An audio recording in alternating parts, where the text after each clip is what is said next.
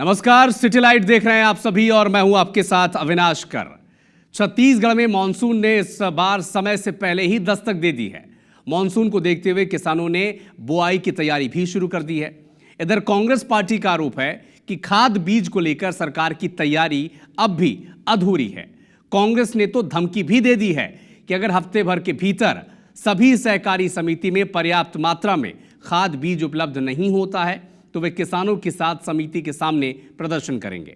इधर सरकार का कहना है कि विपक्ष इसमें राजनीति कर रहा है। हम पूरी तरह से तैयार हैं, खाद बीज कहीं कोई कमी नहीं है। आइए देखते हैं इस पर हो रही सियासत पर आधारित एक खास रिपोर्ट।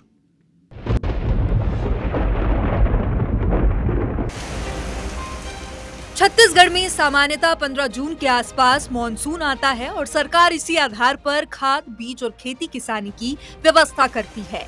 लेकिन इस बार मॉनसून ने अभी से दस्तक दे दी है और इससे प्रदेश के बहुत से किसान बुआई की तैयारी में लग गए हैं। किसान और कांग्रेस का आरोप है कि सहकारी समितियों में खाद और बीज उपलब्ध नहीं है और इस संबंध में अधिकारी भी ठीक से जवाब नहीं दे रहे हैं। इसको लेकर कांग्रेस ने धमकी दी है कि अगर एक हफ्ते के अंदर सहकारी सोसाइटियों में खाद बीज नहीं पहुंचा तो कांग्रेस सोसाइटी स्तर पर प्रदर्शन करेगी। सरकार पूरी तरीके से लापरवाह बनी है। अभी तक न डीएपी की पहुंच सोसाइटी तक पहुंची है और न ही बीज पहुंचा है, जिसके कारण किसानी का काम बाधित होने जा रहा है। कांग्रेस पार्टी सरकार से मांग करती है कि तत्काल सोसाइटियों में एक सप्ताह के भीतर खाद बीज की उपलब्धता कराए, अन्यथा कांग्रेस हर सोसाइटी स्तर पर इसका आंदोलन करेगी। ये अभी जानकारी मिल रही है कि डीएपी कहीं नहीं है और उसके बदले में विकल्प के रूप में एनपीके को थमा रहे हैं, जिससे किसान संतुष्ट नहीं है। जो किसानों की जो पसंद है, किसानों की जो आवश्यकता है, उसके अनुसार यहाँ पर डीएपी किसान भाइयों को देना चाहिए। तो इस मामले में भी सरकार पूरी तरह से लापरवाही के साथ काम कर रही है और इससे किसानों को भारी अधिक परेशानी का सामना करना पड़ेगा। वहीं कैबिनेट मंत्री श्याम बिहारी जायसवाल का कहना है कि प्रदेश में कहीं डीएपी या अन्य खाद की कमी नहीं है। कई जिलों का दौरा किया, सोसाइटी से जानकारी ली है। सभी जिलों में किसानों को पर्याप्त डीएपी मिल रहा है। छत्तीसगढ़ में खाद की कोई कमी नहीं है। कल भी मैं गया था एक जिला में, अपने प्रभार जिला बलौदाबाजार भाटापारा में। कल भी जानकारी लिया अपने गृह जिला मनेन्द्रगढ़, कोरिया, गौरेला पेंड्रा प्रभार जिला, जिन जिन जिलों में मैंने भ्रमण किया है, कोरबा, कहीं भी कोई खाद की कमी नहीं है। किसानों के लिए पर्याप्त मात्रा में खाद। मंत्री और विभाग के अधिकारी भले ही कह रहे हैं कि सभी सोसाइटी में पर्याप्त मात्रा में खाद बीज उपलब्ध है, लेकिन वक्त से पहले मॉनसून आने से व्यवस्था गड़बड़ा गई है। सरकार ने अगर इस पर गंभीरता से काम नहीं किया तो आने वाले दिनों में उन्हें किसानों की नाराजगी का सामना करना पड़ सकता है और इस मुद्दे को कांग्रेस भी उठाने की तैयारी में है। राजेश मिश्रा, IBC 24, रायपुर।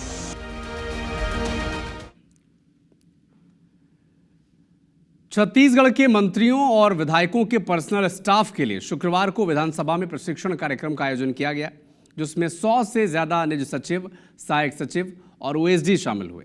कार्यक्रम की शुरुआत विधानसभा के अध्यक्ष डॉक्टर रमन सिंह, नेता प्रतिपक्ष डॉक्टर चरणदास महंत, संसदीय मंत्री केदार कश्यप के उद्बोधन से हुआ। तीनों ने उन्हें सफल PA बनने की कई अहम टिप्स दिए और प्रशिक्षण में शामिल होने पहुंचे निजी स्टाफ कह रहे हैं कि एक मंत्री और विधायक का पूरा परफॉर्मेंस आप पर निर्भर करता है। एक सफल विधायक और मंत्री के पीछे उसके निजी स्टाफ की टीम होती है। उन्होंने कहा कि सफल PA या OSD बनने के लिए केंद्र और राज्य सरकार की योजनाओं का पूरा ज्ञान होना सबसे ज़्यादा ज़रूरी है। PA PS का प्रशिक्षण एक दिन का हो रहा है। इससे हमारी जानकारी, विभाग में पकड़ और क्या क्या उस PA और PS की भूमिका क्या है और हर विभाग के कार्य योजना के बारे में पूरी जानकारी। छत्तीसगढ़ सरकार के फ्लैगशिप स्कीम क्या है, 10 ठो, कम से कम ये तो उसके मुखाग्र है। प्रशिक्षण की ज़रूरत अभी PA PS और OSD के इसलिए होना चाहिए क्योंकि विधायक और मंत्री को अगर बर्बाद करना है तो वही लोग करेंगे और आबाद करना है या उसको सफलता दिलानी है तो इसमें हमारे PA PS और OSD की भूमिका रहती है।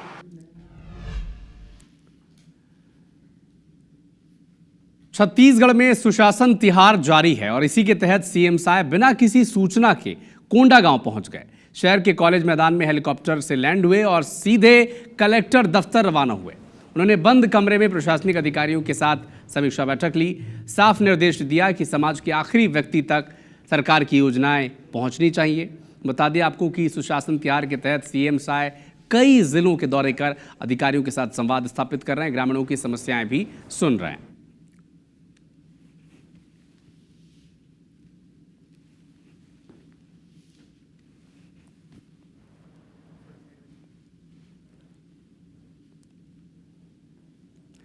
तो अचानक मुख्यमंत्री विष्णुदेव साय कोंडागांव पहुंच गए, कलेक्ट्रेट पहुंचे सीधे वहां से और अधिकारियों के साथ एक मीटिंग की कि कैसे सरकार की योजनाएं, चाहे वो केंद्र सरकार की हो, राज्य सरकार की हो, वो समाज के आखिरी व्यक्ति तक पहुंचे, जिसके लिए इसका सृजन किया गया है।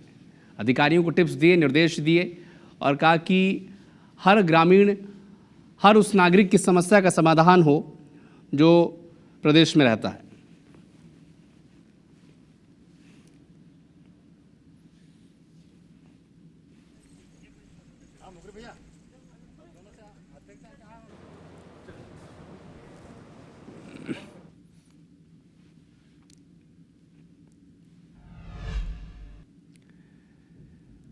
पीएम मोदी 31 मई को भोपाल में देवी अहिल्याबाई महिला महासम्मेलन को संबोधित करेंगे। पीएम के कार्यक्रम को लेकर हुई तैयारियों का सीएम डॉक्टर मोहन यादव ने जायजा लिया।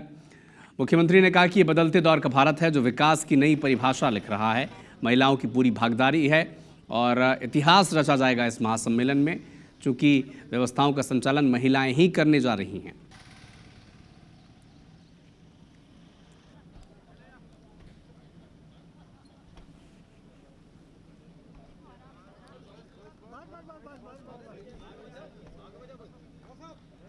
विकास की ओर तो हमने इस प्रबंधन को देख करके जमहूरी मैदान में कल का होने वाला महिला कुंभ के समान होगा। बहनों की इतनी बड़ी तादाद के साथ ये कार्यक्रम करना, ये वाकई गौरव की बात है। और जैसा आपके सबको जानकारी, सारे प्रबंधन चाक चौबंद किए गए हैं, निरीक्षण भी किया है, व्यवस्था का बंटवारा भी किया कार्यकर्ताओं के आधार पर, और जिस प्रकार की रचना बनी, वाकई ये मैं कह सकता हूँ कि अभी तक के आयोजनों में इस आयोजनों की भी तुलना सबसे अच्छे आयोजनों में से होगी। मेरी अपनी ओर से बधाई।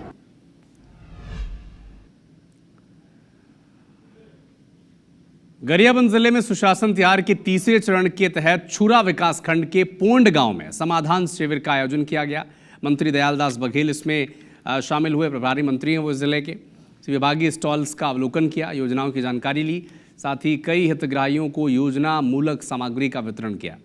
इस दौरान उन्होंने कहा कि लोगों की समस्या का त्वरित निराकरण करना ही इस तिहार का प्रमुख उद्देश्य है।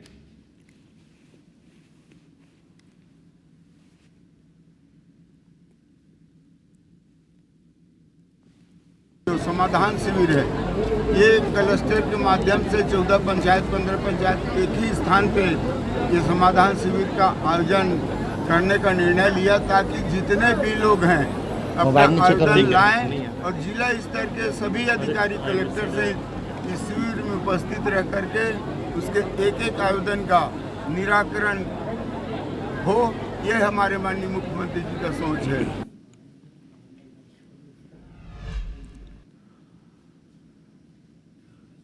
खबर गरियाबंद से है, जहां कांग्रेस ने संविधान बचाओ यात्रा निकाली। कांग्रेस कार्यकर्ताओं ने गांधी मैदान में सभा कर नगर में यात्रा निकाली। इस यात्रा में पूर्व मंत्री अमितेश शुक्ला, बिंद्रा नवागढ़ के विधायक जनकलाल ध्रुव और जिला के प्रभारी मौजूद रहे। केंद्र सरकार पर कई गंभीर आरोप लगाए और ये भी कहा कि संविधान के अनुरूप जो काम है वो सरकार नहीं कर रही है और जो काम करता है, जो आवाज़ उठाता है, उसके पीछे जांच एजेंसी लगा देते हैं।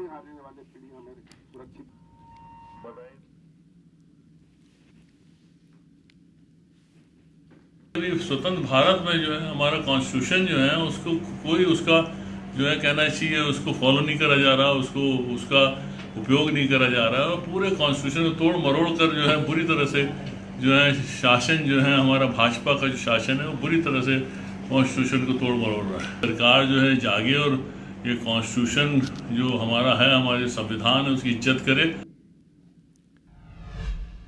सांसद अनिल फिरोजिया ने पीएम मोदी और गृह मंत्री अमित शाह को पत्र लिखकर महाकालेश्वर मंदिर और महाकाल लोक की सुरक्षा व्यवस्था को लेकर चिंता जताई है। उन्होंने मंदिर परिसर में सीआईएसएफ या सीआरपीएफ की स्थायी तैनाती की मांग की है। फिरोजिया ने लिखा है कि महाकाल मंदिर में देश ही नहीं बल्कि विदेशों से भी लाखों श्रद्धालु दर्शन करने आते हैं। सभी की सुरक्षा को देखते हुए सीआईएसएफ या फिर सीआरपीएफ की तैनाती ज़रूरी है। दरअसल कुछ दिन पहले महीदपुर के गांव से AK-47, AK-56 जैसे खतरनाक हथियार बरामद किए गए थे, जिसे लेकर सांसद ने चिंता जताई। बता दें आपको कि साल 2020 में भी उन्होंने केंद्रीय मंत्री अमित शाह को पत्र लिखकर मंदिर की सुरक्षा मजबूत करने की मांग की थी। मैंने माननीय प्रधानमंत्री जी और माननीय गृह मंत्री जी से लेटर लिख के मांग करी है कि उज्जैन बाबा महाकाल को सुरक्षा के लिए CISF और CRPF फोर्स की टुकड़ी हमको यहाँ पर सुरक्षा के लिए दी जाए।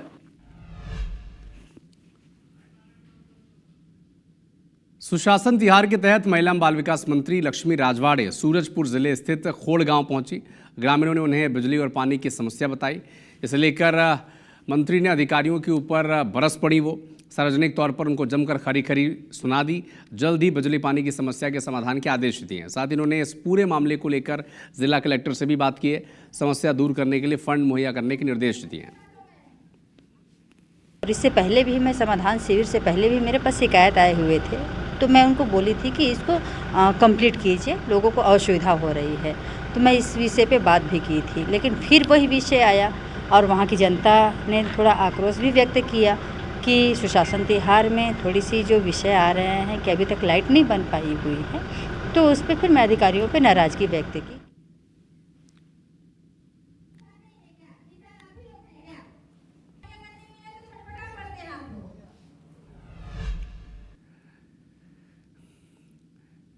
इंदिरा गांधी विश्वविद्यालय परिसर में हो रहे हैं अखिल भारतीय विद्यार्थी परिषद की राष्ट्रीय कार्यकारिणी की बैठक के विरोध में NSUI के कार्यकर्ताओं ने कुलपति का घेराव किया।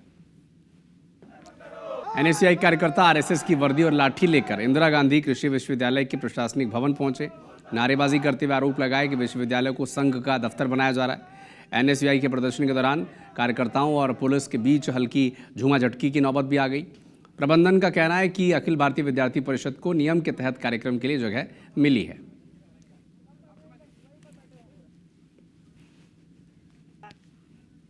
इंदिरा गांधी कृषि महाविद्यालय में संघ का कार्यशाला किया जाता है 1 महीने पहले। उसके बाद ABP का राष्ट्रीय अधिवेशन कराया जा रहा है, वो भी 11 दिनों के लिए। किसी भी नियम के तहत किसी भी सरकारी संस्था में किसी भी राजनीतिक पार्टी का अधिवेशन नहीं कराया जा सकता। कुलपति मनमानी करने पर लगे हुए हैं। पूरा विश्वविद्यालय प्रशासन का भवन को 11 दिनों के लिए निःशुल्क दे दिया गया है। कौन सी मानसिकता चलाना चाह रहे हैं? इंदिरा गांधी कृषि विश्वविद्यालय में RSS का दलाल कुलपति बनकर बैठा है। और मैं आपको बता दूं, इस विश्वविद्यालय में गरीब छात्र, दलित छात्रों को इस विश्वविद्यालय से निकाल दिया जाता है अगर कोई छात्र अपने हक की आवाज लड़ता है। कांग्रेस के वरिष्ठ नेता और पूर्व मंत्री सज्जन सिंह वर्मा ने PM मोदी के भोपाल दौरे पर तंज कसा। सज्जन सिंह वर्मा ने कहा कि MP के खंडवा में दिल्ली की निर्भया कांड जैसा घिनौना अपराध हुआ। बेहतर होता कि PM मोदी भोपाल की जगह खंडवा में पीड़ित परिजनों के आंसू पोंछने आते। ऑपरेशन सिंदूर को लेकर भी बीजेपी पर नौटंकी करने का आरोप लगाया। सुने सज्जन सिंह वर्मा ने कहा क्या है। पूरा भारत का एक एक बच्चा भारत की महान सेना के शौर्य को सैल्यूट करता है। जो पाकिस्तान के अंदर आतंकी अड्डे थे, हमारी सेना ने उसको नेस्तनाबूद किया है। लेकिन कुछ तथाकथित लोग सेना के शौर्य को अपने खाते में डालना चाहते हैं। ऐसा लग रहा था कि मोदी जी बॉर्डर पर लड़ने चले गए हों। मुरैना जिले के कैलारस थाना क्षेत्र में सीमांकन करने गई राजस्व की टीम पर आवेदक ने अपने साथियों के साथ मिलकर हमला कर दिया। इतना ही नहीं, आरोपियों ने पटवारियों के साथ मारपीट की और दस्तावेज के साथ नक्शे को फाड़ दिया। मामले में पटवारी ने थाने में शिकायत की। दरअसल पटवारियों का दल भूरावली गांव का सीमांकन करने गए थे। इस दौरान आवेदक शिवचरण के खेत का सीमांकन किया जा रहा था। तभी आरोपी और उसके परिजनों ने पटवारियों के साथ मारपीट की। मारपीट में पटवारी को गंभीर चोट आई है। घायल पटवारी का कहना है कि आरोपी लगातार सीमांकन की कॉपी मांग रहे थे। कॉपी नहीं मिलने पर उन्होंने मारपीट किया। मैं देशभक्त पटवारी बालेरा सीमांकन दल के साथ बुरावली के प्रापे सीमांकन करने गए थे, जिसमें आवेदक द्वारा बोला गया कि मुझे यहीं पे अब मेरा रकबे का लिख के दो। मैंने बोला कि मैं यहाँ पे कुछ भी लिख के नहीं दूंगा। मैं अपनी तहसील में जमा करता हूँ। तो इसी बात को लेकर उन लोगों ने झगड़ा किया, मारपीट की गई, पत्थर भी फेंके गए, जिसमें मेरा चश्मा भी टूट गया मारपीट के दौरान। केलारस के अंतर्गत ग्राम बुरावली का पूरा है, जहाँ पे पटवारी देश दीपक जाटव हैं, वो सीमांकन के लिए गए थे। तो सीमांकन जिस भूमि का किया जा रहा था, वहाँ के जो भी मालिक थे, उनके द्वारा उनके साथ गाली गलौज करके मारपीट की गई थी। पुलिस द्वारा FIR पंजीबद्ध कर ली और मामले की जांच की जा रही है। मिनी मुंबई यानी इंदौर में अब मेट्रो दौड़ने वाली है। ठीक सुना आपने। 31 मई 2025 को प्रधानमंत्री नरेंद्र मोदी वर्चुअली मेट्रो के सुपर प्रायोरिटी कॉरिडोर का शुभारंभ करेंगे। कैबिनेट मंत्री कैलाश विजयवर्गीय और राज्य मंत्री तोखन साहू ने मेट्रो स्टेशन का निरीक्षण किया। जायजा लिया हमारे संवाददाता रवि हेमराज सिसोदिया ने। 31 मई यानी कल प्रधानमंत्री नरेंद्र मोदी भोपाल से इंदौर मेट्रो को हरी झंडी दिखाएंगे और उसको निरीक्षण को लेकर कैबिनेट मंत्री कैलाश विजयवर्गीय और उनके साथ में केंद्रीय नगरीय प्रशासन मंत्री यहां पर पहुंचे हुए हैं। और आप देखेंगे कि कैलाश विजयवर्गीय ने अभी फिलहाल अधिकारियों के साथ में यहां पर निरीक्षण किया है।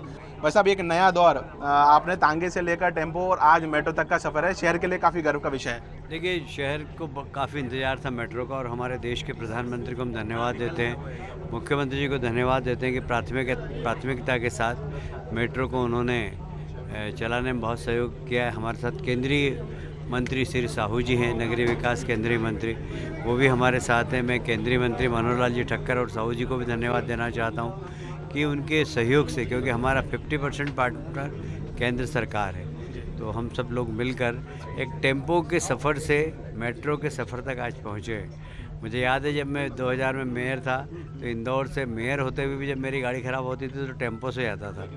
अब आज हम मेट्रो में सफ़र कर रहे हैं। ये इंदौर के विकास की गाथा है। लाल जी, जिस तरीके से विकास पुरुष कहे जाते हैं इंदौर के लिए, और जिस तरीके से प्रधानमंत्री नरेंद्र मोदी ने सौगात दी है इंदौर शहर को, क्या कहेंगे इसके लिए? और कल हरी झंडी दिखाने वाले हैं। इंदौर के लिए और मध्य प्रदेश के लिए बहुत बड़ी गौरव की बात है। माननीय मंत्री जी, हमारे नगरीय विकास मंत्री श्री विजयवर्गीय जी और माननीय विधायक जी मेंदोला जी यहाँ पर उपस्थित हैं।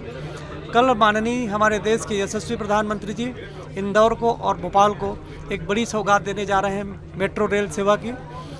नगर के लिए तो गौरव की बात है ही है। जैसा कि माननीय मंत्री जी ने कहा, टेम्पो की सफ़र से अब मेट्रो की सफ़र करेंगे लोग, तो इससे शहर की गतिशीलता बनी रहेगी। शहर के लिए एक बड़ी सौगात यह मानी जा रही है। इंदौर शहर के रहवासियों को भी उन्होंने बधाई दी है। और ख़ास बात, कल का दिन महिलाओं के लिए पूरी तरीके से समर्पित रहने वाला है। कल पूरे दिन महिलाएं इसमें सफ़र करेंगी और एक हफ्ते तक जितने भी इंदौर वासी हैं वो इसमें फ्री में, मुफ्त में सफ़र कर सकते हैं। कैमरा पर्सन अखिलेश जायसवाल के साथ रवि हेमराज सिसोदिया, इंदौर। इंदौर अब तेज रफ्तार से चलने को तैयार है। 31 मई को पीएम मोदी इंदौर में मेट्रो की सौगात देने जा रहे हैं। इस मौके पर देखिए कि शहर में बैलगाड़ी से मेट्रो तक के सफर की एक खास रिपोर्ट।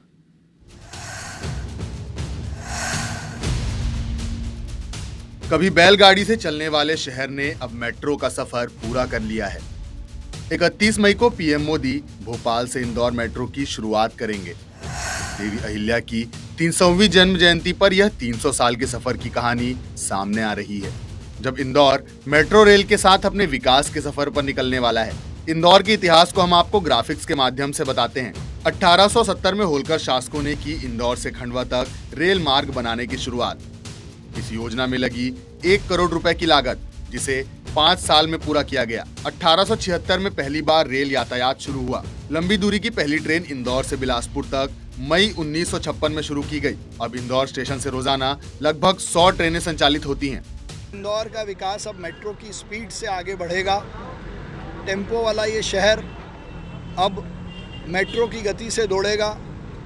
कल देश के यशस्वी प्रधानमंत्री भोपाल से इंदौर की मेट्रो को हरी झंडी दिखाएंगे और यहाँ इंदौर में महिला सशक्तिकरण, समानता के भाव के साथ पहली यात्रा इंदौर की महिलाएं करेंगी।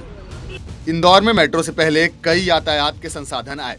इसमें बैलगाड़ी से लेकर टांगे, टेम्पो और नगर सेवा तक चली। समय के साथ सब बंद होता गया और जैसे जैसे शहर आगे बढ़ता गया, संसाधन भी बदलते गए। बैलगाड़ी से शुरू हुआ ये सफर अब मेट्रो तक जा पहुंचा है।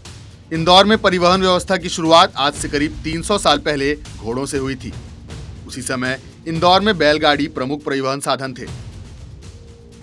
उसके बाद इंदौर को महाराज होलकर ने एक और बड़ी सौगात दी। इंदौर से खंडवा के बीच रेलगाड़ी की शुरुआत। इसी के साथ इंदौर में टांगे भी शुरू हुए। साल 1918 में साइकिल की शुरुआत हुई।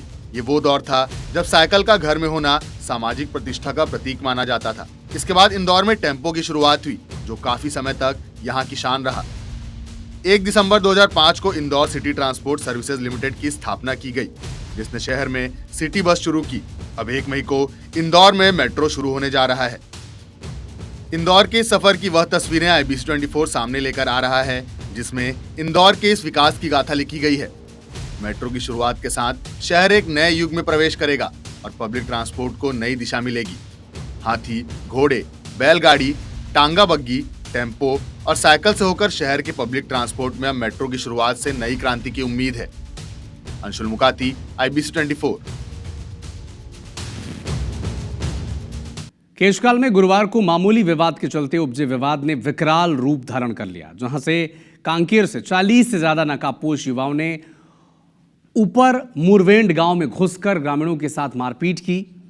सूचना मिली तो मारपीट करने वालों को पुलिस ने पकड़ लिया। देर रात सभी के खिलाफ केस दर्ज किया गया, लेकिन सभी को जमानत पर छोड़ दिया गया। अब ये मामला तूल पकड़ता जा रहा है। ग्रामीणों ने मीडिया के जरिए पुलिस को 24 घंटे का अल्टीमेटम दिया है कि अगर 24 घंटे के भीतर आरोपी गिरफ्तार नहीं हुए तो फिर राष्ट्रीय राजमार्ग 30 में उग्र आंदोलन वो करेंगे। कांकेर क्षेत्र से 4-5 लड़के उसमें शामिल हुए, जो शादी जहां चल रहा था उसमें, और उसके बाद गांव के लोगों के साथ छोटी मोटी बातों को लेकर के थोड़ा सा विवाद हो गया, जो कि लगभग 40-45 लोग एक साथ बाइक में आए। अपने यहाँ गांव में पुरुषों को, महिलाओं को, बच्चे लोग को जबरदस्ती मारपीट किए।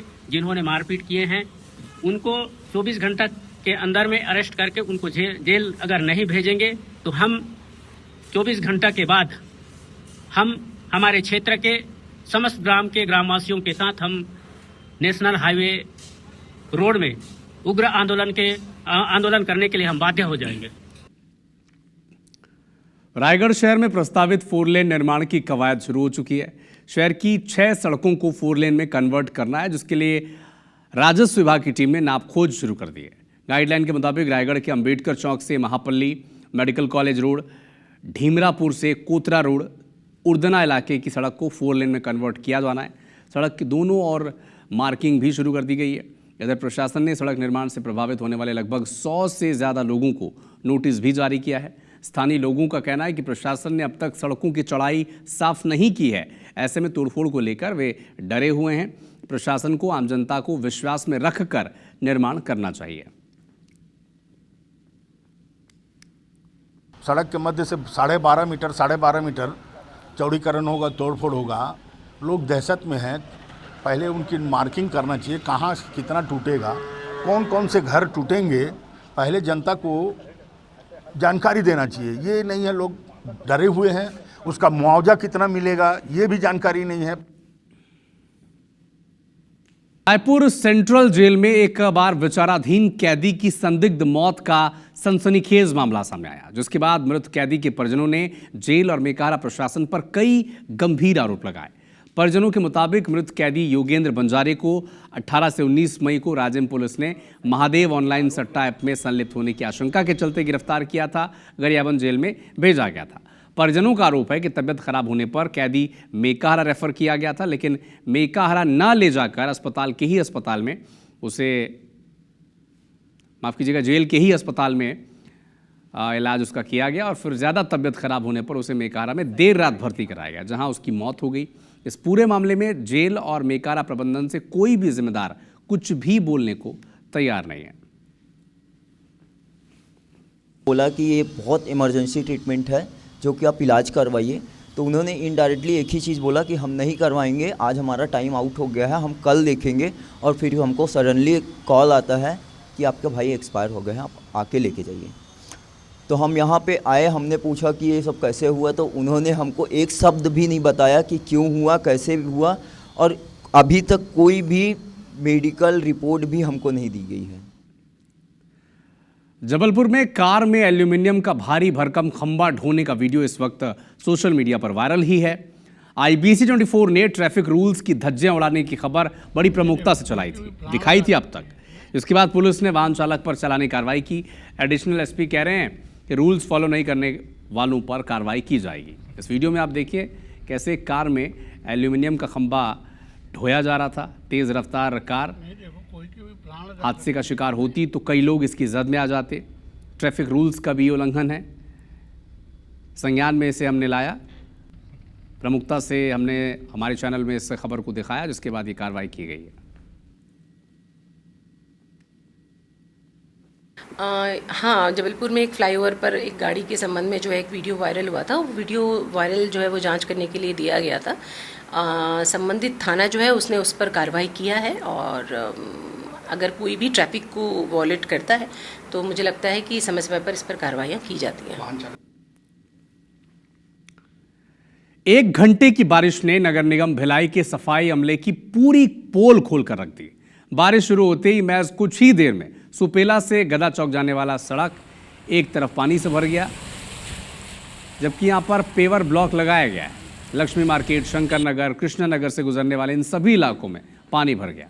नगर निगम के आयुक्त ने कुछ दिन पहले ही नालों का निरीक्षण कर सफाई के निर्देश दिए थे, लेकिन इसे सफाई करने वाली ठेका कंपनी और निगम की टीम ने गंभीरता से लिया नहीं। और देखिए हालात क्या हैं। नहीं, देखिए अकस्मात बारिश आई है, हालांकि हम रोड नाली की सफाई व्यवस्था तो हमारी चल रही थी। क्या बारिश आई है, हमारे स्वास्थ्य विभाग की टीम वहां पहुंच गई है, बहुत जल्दी पानी क्लियर किया। जहां तक मुझे जानकारी मिली है, कुछ एक लुगदी रूपा मलबा जो है नाले में फंस गया जिसके, लेकिन मैं ये कहना चाह रहा था थोड़ा नाली की सफाई हमारा संसाधन थोड़ा कम है, सीमित है, मतलब करते हैं नाली की सफाई। शहडोल पुलिस ने 2 गांजा तस्करों को गिरफ्तार किया है। गिरफ्तार आरोपियों में कांग्रेस का नेता भी शामिल है। आरोपी कांग्रेस नेता राजेश तिवारी वर्तमान में टिहकी गांव से जनपद पंचायत का सदस्य है। दूसरा आरोपी नामचीन गांजा तस्कर कन्हैयालाल गुप्ता है।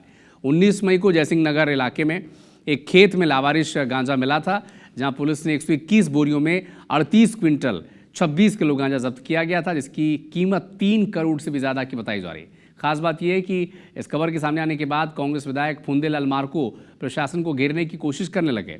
पुलिस के साथ मौके का जायजा लेने पहुंचे थे। इस दौरान आरोपी कांग्रेस नेता राजेश तिवारी, जो तस्कर है गांजे का, वो भी वहां पर मौजूद था। 19 मई को थाना जयसिंह नगर में सूचना प्राप्त हुई थी कि ग्राम गोरई में एक खेत में, जंगल के बीच बने खेत में गांजा पड़ा हुआ है। उस सूचना पर जयसिंह नगर से पुलिस जाकर के मौके की तस्दीक किया। उसमें प्रारंभिक तौर पर 38 कुंटल से ज्यादा, 38 कुंटल लगभग 26 किलो गांजा मौके पर बरामद किया गया था। इसमें पुलिस द्वारा NDPS धारा के अंतर्गत अपराध दर्ज करके विवेचना की गई।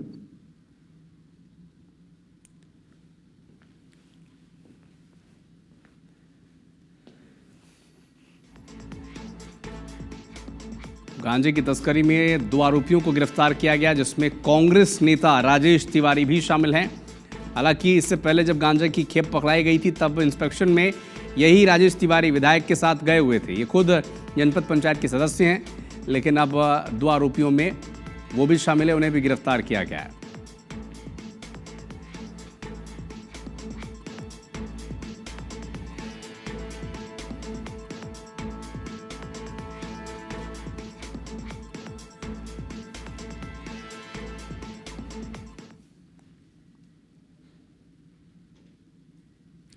फिलहाल इस बुलेटिन में इतना ही। नमस्कार।